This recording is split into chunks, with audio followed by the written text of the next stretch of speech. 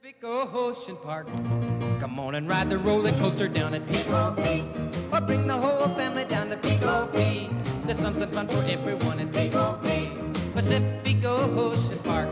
There's lots of rides and slides down at P.O.P. And mom and dad and kids will all of P.O.P. Come on and flip your little heads down at P.O.P. Pacific Ocean Park. $1.91 is all that you pay for 40 kinds of fun, and you can play all day. It's really nice to pay one price At Pacific Ocean Park. So ride the ocean sky right down at P.O.P. Or eat some cotton candy down at P.O.P. There's something fun for everyone at P.O.P. Pacific Ocean Park. Everybody's at Pacific Ocean Park. And welcome back. Well, that video you saw there was of the historic Pacific Ocean Park that used to be up there near Venice and Santa Monica. We have one of the co-authors of the book, Chris Merritt, and we welcome him back. He was here a while back on your dad's last show, but also you were here for Knott's Preserved. Sure, for the book you did about that. Yeah. And Chris is not only a theme park historian, he works on theme parks himself. So it's good to have you here. Thanks for having me. Looking over this book a little bit and reading up on it, it is a park that I've heard about. It was before my time, before your time, Sure. I would say. Yep. Tell me a little bit about, first, where this was located and how this entire park got started. What was the reason for it? Well, Pacific Ocean Park was a theme park that tried to take on Disneyland in the 1950s, believe it or not, and it was located on a pier, actually two piers, that sat right on the line of demarcation between Venice and Santa Monica, which ended up to give it a lot of retail, a lot of good footprint space to make all these attractions. And they really did try to take on Disneyland. They did the same thing that Walt did, where they went out and they hired a bunch of motion picture art directors to design fabulous, amazing attractions. So they had things like a journey down to Neptune's kingdom below the waves, where you'd see King Neptune and all his fish friends, or you'd go out to the Mystery Island banana train ride and take a tropical journey, or the flight to Mars, where you could not only blast off in a spaceship to Mars, you could actually get out and walk around on the surface of Mars. This is Mystic Isles they're showing right here, and this was a almost tiki-themed land. So they had lands like Disneyland then? They did. They had zones. They didn't necessarily call them lands, but I kind of think of them as lands. They had the whole entry statement was revolved around Neptune's kingdom. It was called Neptune's Courtyard, which was the first attraction you'd see. It kind of set the stage for Pacific Ocean Park. And they had a midway area known as Ports of P.O.P. And they had the Mystic Isles, which was a Polynesian pop tiki tropical Very theme. popular at the time. Right. Yeah, absolutely. Yeah. Did this exist during the kind of the same era? Of course, Santa Monica Pier is still there, Yes. but you had the Pike Yes. down in Long Beach. Yes. Were they all about the same time, and were they competing as far as their heyday goes? Well, I don't feel that they were competing only in that. Pacific Ocean Park certainly had some what we call carny or carnival themed attractions, but it had a lot of theme park attractions as well, highly themed immersive environments and rides where you felt like you were transported and taken away to another locale. You didn't really have that kind of thing at the Pike or the Santa Monica Pier, where you'd have maybe just a carousel or a little roller coaster, or at best a little dark ride, but certainly nothing on the level of this sort of attraction. What were the years that this operated, and when did it close or the downfall begin to happen? Pacific Ocean Park was open for operation from 1958 until 1967, and they were actually forced into bankruptcy in 1967. And in 1968, they had a big auction that they were forced into. They had to sell all the rides and attractions for pennies on the dollar. This is the Deepest Deep dark ride we're looking at. So things like the Flight to Mars ride sold for $500 at the auction at the end. And then after everyone kind of picked through and took everything that they wanted to, the pier just sat there rotting and falling apart and catching fire. The problem was, among many other ones, that, as I mentioned, it sat on the line of demarcation between Venice and Santa Monica. And so the cities of Santa Monica and Los Angeles had a big disagreement over who was responsible to tear this thing down. And it sat there basically rotting, a very dangerous environment, until 1975. Who were the investors when this started? You talked about a little, in the book that, like Disney, it was movie art directors that helped create this park. Sure. There was a whole slew of people, but they were really smart to do this. They hired a gentleman named Fred Harpman, who, believe it or not, at the tender age of 33, was the overall park art director. And he's the gentleman who, he won the competition. Wow. There was a competition with several design firms, and he won the competition by designing this entrance you see here with these kind of stylized starfish arms. Yeah. And that was such a bold design. It was so influential. It actually influenced, if you've ever seen the theme building at Los Angeles International Airport, that came after this. And Really? we believe it was a direct result of this sort of mid-century modern design. In fact, we've come up with a term here that we haven't seen before, called space age nautical, and we're hoping people will use it. I think you're right. Yeah, that fits it very well. Yeah, so Fred was a motion picture designer and art director for MGM and Columbia and Paramount, and he did continuity sketches, and he worked on Around the World in 80 Days and a lot of major pictures. And a lot of these other guys, like some of the studio effects men who did Neptune's Kingdom, Maurice Ayres was the gentleman's name. His claim to fame was he helped develop the effect that made the parting of the Red Sea possible in the Ten Commandments film. So there was a lot of studio expertise, so a lot of heavy theatrical design. Yeah. And the main investors, CBS? Oh, yes, I'm sorry. So the main investors were Santa Anita Racetrack, also known as the Turf Club, and CBS. But it really starts with the Turf Club. There was a gentleman named Doc Strube, and he was kind of a Howard Hughes type character, a multimillionaire. He actually made his fortune as a dentist up in San Francisco.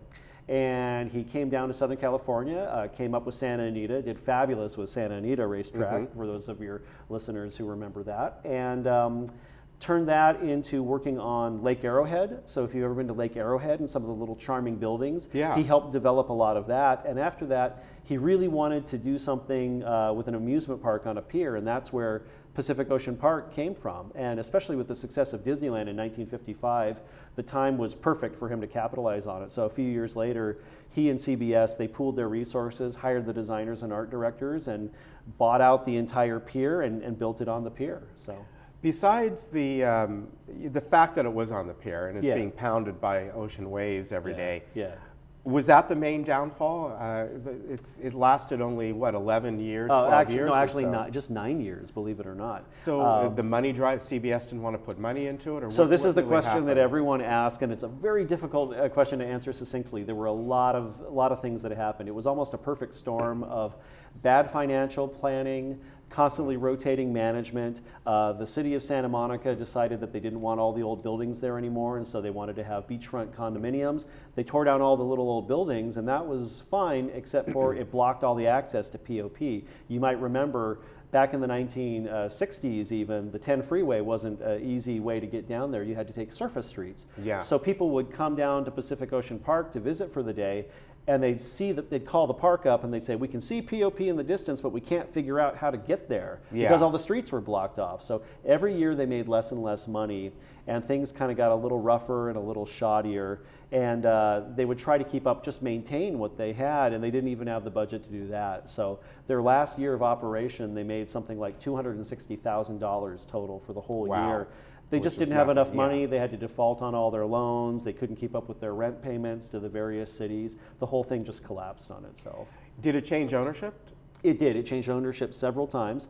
They went from CBS and the Turf Club owning it to a real estate developer owned it, and then the last gentleman to own it was actually an old-time pier carny. So someone who operated hard iron rides and carnival rides, and we've got a picture of him in the book. He's got a big cigar. He kind of looks like Fred Mertz. And by that time, it was just about how, maybe not maintaining things as well. They couldn't even maintain things at that point. They could barely keep the doors open. So it was a very, very difficult situation. Well, but it was fabulous. I mean, look at this. It was fabulous. Yeah, I mean, it's hard to believe. I had heard about this before and seen a few pictures, but looking at your book and seeing how wonderful it was and what it became, and let's talk about that. Sure. The area became what was called Dogtown. So talk about what that's all about. Well, the Venice area was known by a lot of the locals there as Dogtown, and there's a wonderful documentary called Dogtown and Z-Boys that was put out, and it talks about the surfers who surfed there and how the surfing moves that they did turned into the modern professional skateboarding that we see today. But what's interesting is it all takes place at Pacific Ocean Park, but while it's shut down and ruined and falling apart. So all these local surfers, they turned the ruins of POP into their own private playground, and they surfed the pier as it was collapsing, falling apart, catching fire. It was extremely dangerous. They all they could have died easily doing this, but they came up with these really radical moves that influenced what they would do in skateboarding competitions later. So, and it turned into a place that was, maybe for them it was okay, but it was not a desirable place to go down there. No, it was definitely, if you weren't a local, it was definitely a dangerous environment. I mean, if you came, say, from the San Fernando Valley to surf and you didn't have permission from the locals or you didn't know somebody there, the kids up on the abandoned pier would throw down rocks and concrete at the people they didn't know, just to kind of scare them off and get them away. So it was a very territorial environment. The locals really made it their own property. How long did it stay like that?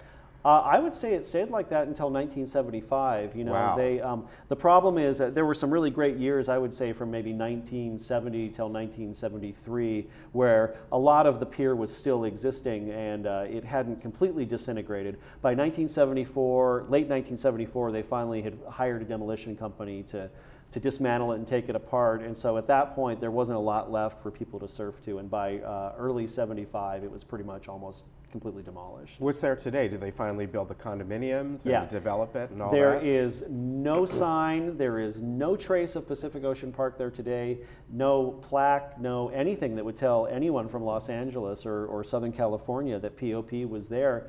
Everything there is beachfront condominiums. So. Wow, that's kind of sad that there isn't at least some small kind of museum or something that's there. I mean, at least in Long Beach, they call the area, they still call it the Pike. Sure. And so there's some kind of historical frame there. But yeah, my co-author and Dominic Priori and I, we feel like this is kind of a cautionary tale. You know, there are a lot of examples of how not to do things in this book, and it's really sad because the designs were fabulous. Again, look at this mid-century modern design. It's really stunning, and with the Malibu Hills and Santa Monica in the background, it's really gorgeous. It was well thought out, it was well planned, it was well art directed, it looked like a fabulous place to visit, and I wish it was still there in some fashion. So part of this is to also let people know that it was actually there, that it did actually exist, and actually impacted the theme park industry quite strongly when it was around. So. And in fact, there's a few references to it even at, well, actually at California Adventure on the carousel there, on Ariel's carousel there, King Neptune's carousel. They have listed all the famous seaside parks, and that's listed on there. Yeah, there are a lot of theme park designers for companies all across the world, really, that have been influenced by POP. I was contacted by a gentleman who does dark rides in Florida for a dark ride company, and he said, I loved Pacific Ocean Park growing up. It really influenced me, and he actually has decorated part of his house as the entry portal to POP. Cool. He loves it so much. So you see it eke in different ways, and when you look at this book and you see a lot of the concept art, you can see kind of parallels to other theme parks across America too. And Coney Island too. We talk about how Venice was at the turn of the century up until the 1940s before POP, and some of the wonderful attractions that we had here in Venice and Santa Monica that a lot of people may not be aware of. It was just as impressive as things that were going on the East Coast in Coney Island. Well, if you want to learn a little bit more about this, there is a special event. I know you're doing a book tour. Sure. But the closest one, it's being done up at Downtown Disney at ESPN's own restaurant at 8 o'clock in the morning this Sunday. Now, the only way to get tickets is to go online to a blog that I go to all the time. It's called micechat.com. They cover all things Disney and all things other theme parks. And Chris occasionally writes articles for them. But to go on there, kind of navigate down to the article about this book, and then from there you can click on to the event that they use, Eventbrite I think it's called, but to buy your tickets, you have to do that in advance. And you can meet Chris, and I hear your dad might be there, so if you want to see Rob again. But it'll include breakfast at the ESPN Zone. And the book, is it available on Amazon? I see it listed there. Yeah, absolutely. It's available at Amazon. People have been receiving it all week. It's available at Barnes & Noble and all good booksellers. So it's great. It's out in print. It's been a real labor of love for myself and my co-author and the publisher to get this out. But it's 265 pages, over 400 photos. Yeah, it's a beautiful, it's an absolutely stunning book. Yeah, so we're very pleased. And we're happy to have you on. You're a busy guy. He's going to head back to Shanghai, where he's working on the Disneyland there. And we appreciate your time coming on, and good luck. And I might see you on Sunday. All right, thanks All so right, much. you take care. We'll be back in just a moment.